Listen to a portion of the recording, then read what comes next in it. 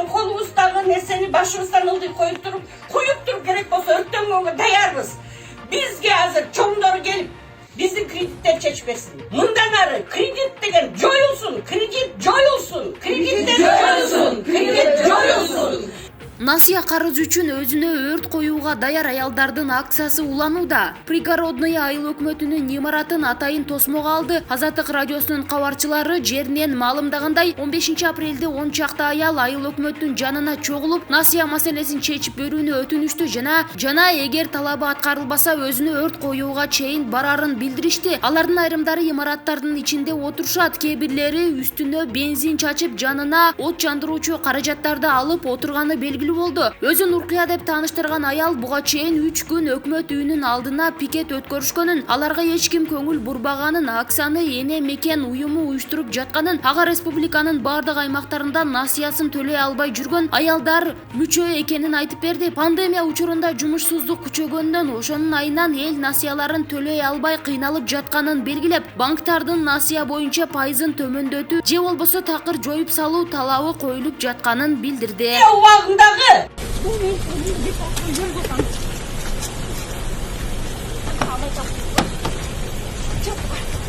Бишкекте жигит жаш кызды күч колдонуп унаага салган видео тарады. Түндө Манас аэропортунун унаа токтотуучу жайында жигит жаш кызды күч колдонуп унаага салган. Окуя саат 01:40 чамасында болгон. Hyundai унаасынын айдоочусу кызды күч менен унаага түртүп салып жатты. Кыз каршылык көрсөткөн, анын аялы деле эмес окшойт деп окуянын күбөсү.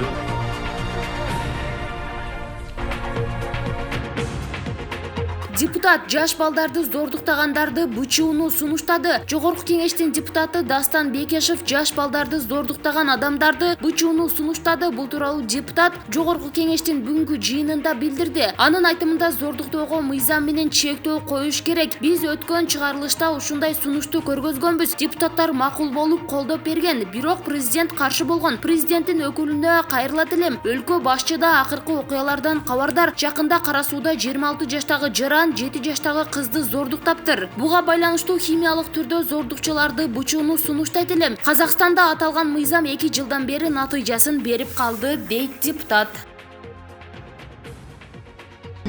Айзадан өлümün şılta kılıçtı, MVD geçsin deydi. Meyli bul, MVD'nin özünün işi. Bırak, jönönce öyle 40 karapayım milisiya kızmatkeri işten gitti o.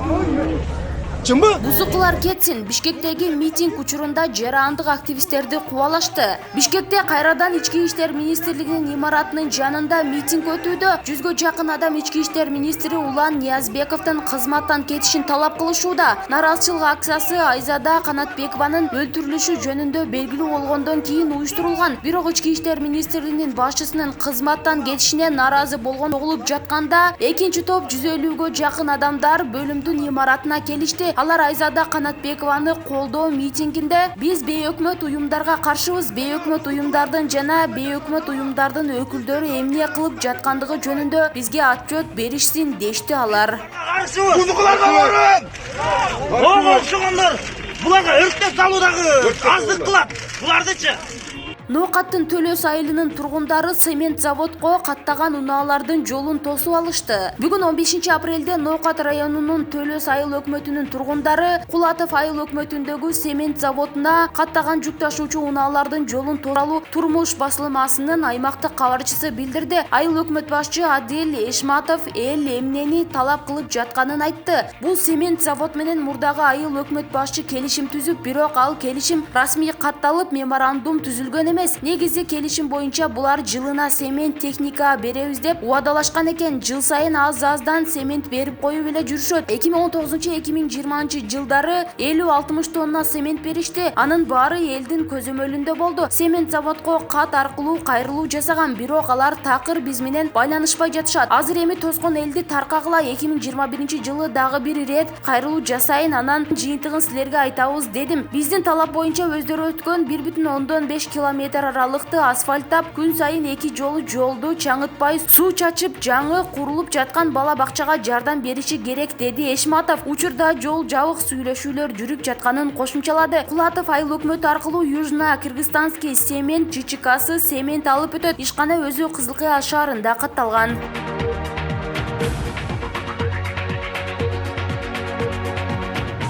Депутат Садиков шайлоого келбеген жарандарды жоопко тартыш керек. Жогорку кеңештин депутаты Улукбек Садиков жарандарды шайлоого келүүгө милдеттендирип, келбесе чара колдонууну сунуштады. Бирок ага шайлоочулардын 30-40% гана катышып жатканына наразы болду. Шайлоону милдет жана укук деп экиге бөлсөк, шайлоого келүү милдет. Ал эми киргенден кийин тандоо жасоо өз укугу болушу керек. Кимди шайла же баарына каршы добуш береби өзү билсин. Ушунча акчаны ысырап кылып, коррупцияга да жол берип жатабыз. Элди шайлоого алып келүү үчүн акча берип, атайын унаа менен ташып жатышат. Шайлоого атайын мыйзам киргизбесек болбойт. Бул ар бир кыргыз жаранынын милдети болуш керек. Келбегендерге атайын бир административдик чара колдонолу, деди Садиков. Белгилей кетсек, үстүбүздөгү жылдын 10-январындагы президенттик шайлоого жана референдумга жалпы шайлоочулардын 39% катышкан. Ал эми 11-апрелдеги жергиликтүү кеңештерди шайлоого жана референдумга келгендердин саны 37%-ын тегерегинде болгон.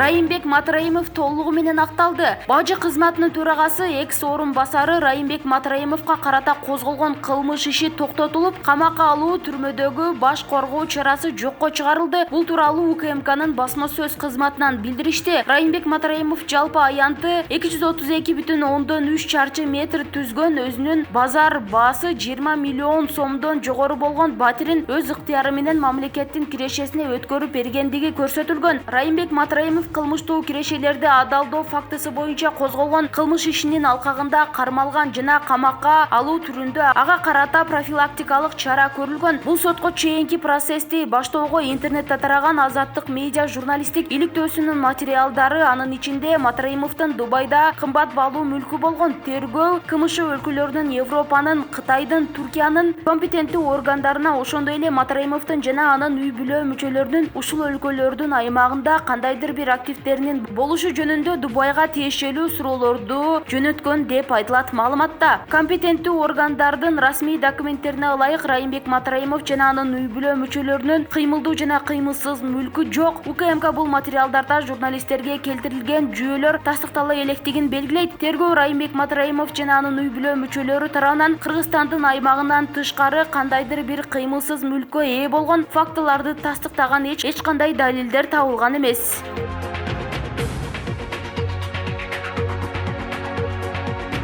Садыр Жапаров жугуштуу илдеттер ооруканасындагы кызыл зонага барды. Президент Садыр Жапаров бүгүн 15-апрелде Бишкектеги Республикалык клиникалык жугуштуу илдеттер ооруканасындагы кызыл зонага барганын маалымат кызматы билдирди. Оорукананын башкы дарыгери Гүлжигит Алиев учурда 354 бейтап дарыланып жатканын, алардын 14-ü өтө оор, 144-ü оор абалда экенин белгиледи. Саламаттыкты сактоо жана социалдык өнүктүрүү министри Алымкадыр Бейшеналиев өлкө аймагында коронавирус инфекциясынын жайылышына каршы көрүлүп жаткан чараларга токтолуп, 3-чү толкунга даярдануу алкагында бардык медициналык мекемелерге дары-дармекти жетиштүү көрүү бар экенин белгиледи. Мында сырткары бөлүнгөн 200 миллион сом керектүү дары-дармектерди жана жеке коргонуу каражаттарын сатып алууга жумшаларын айтылды. Ошондой эле коронавирустан дарыланып чыккан учурларга 157 миллион сом каралган. Кызыл зонада мамлекет башчы бейтаптардын, анын ичинде реанимация бөлүмүндө абалы өтө оор болгондордун саламаттыгынан жана дарылоо шарттарынан кабар алды. Ал жактан чыккандан кийин Садыр Жапаров медицина кызматкерлери менен баарлашып, алардын көйгөйлөрүнө кызыкты. Кудул Борончу Кудайбергенов кимге кеңешчи болуп дайындалды? Кудул Борончу Кудайбергенов өкмөттүн Чүй облусундагы өкүлүнө кеңешчи болуп дайындалды. Маалыматты аталган өкмөттүн басма сөз кызматы тастыктады. Борончу Кудайбергенов өкмөттүн Чүй облусундагы ыйгарым укуктуу өкүлүнүн кеңешчиси болуп дайындалган. Ал жалпыга маалымдоо каражаттары менен иштешет, деди маалымат катчы. Буга чейин пригородные айылында 30-35 аял насыялары жоюлуусун деген талап менен айыл өкмөттүн администрациясына чогулган. Наразычылык акциясын уюштурган аялдарга жолугушууга келген өкмөттүн Чүй облусундагы ыйгарым укуктуу өкүлүнүн жанында Кудул Борончу Кудайбергеновдун жүргөнү социалдык тармактарда суроолорду жараткан.